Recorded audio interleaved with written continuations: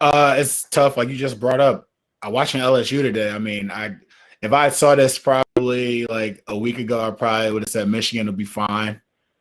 But watching LSU today, they shot the absolute piss out of the ball for a good part of the game, and they played together. So, I mean, LSU's Bonaventure is definitely good.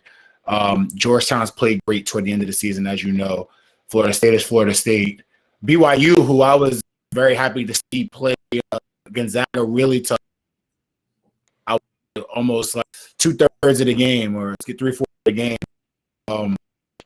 in the championship at the West Coast Conference Championship or whatever. And UConn and Maryland are going to be good teams. Alabama's good. We already know Alabama's a good team. Texas, like this is going to be very difficult for Michigan to come out on top.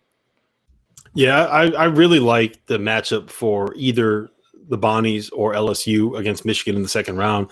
And that has everything to do with the fact that I don't know the status of Isaiah Livers. We've seen him injure that foot and be out for the rest of the season.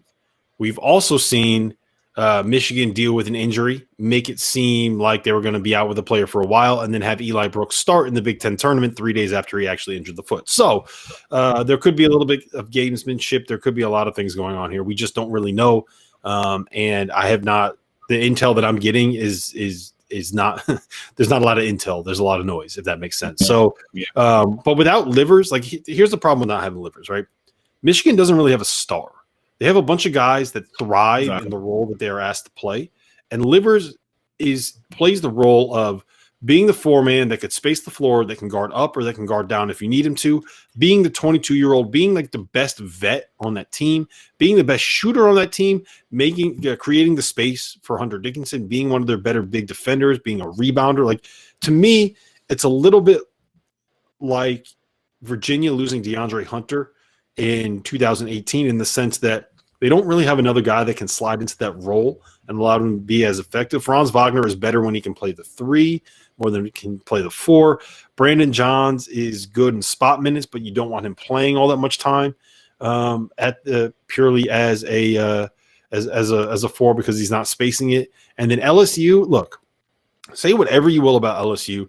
The coaching matchup between Mark Schmidt and Will Wade in the first round, that there's a huge advantage for the Bonnies. I could legitimately see them losing by 25, the LSU losing by 25 in the first round. But they are also really talented. Javonte Smart is really good. Cam Thomas is a fucking bucket. Trendon Wofford is like as a point forward at 6'9", is such a tough matchup. Like that's really tough to match up with. That's a difficult matchup for a number 1 seed in the second round. Yeah, totally agree. At the end of the day, I still think that without Livers, Michigan's got enough to get past both rounds. I think like even if Livers doesn't play until they get to the Sweet 16, I think they have enough with Hunter Dickinson and Wagner to get by. Yep. I just think Michigan's that much more of a good team. Like to your point that they don't have a superstar in their team. Someone will be able. I don't know if they'll be able to step in, but it's next man mentality in a sense where Michigan is. So I feel like they're so much of a team, it won't bother them too much until you get to the Sweet 16.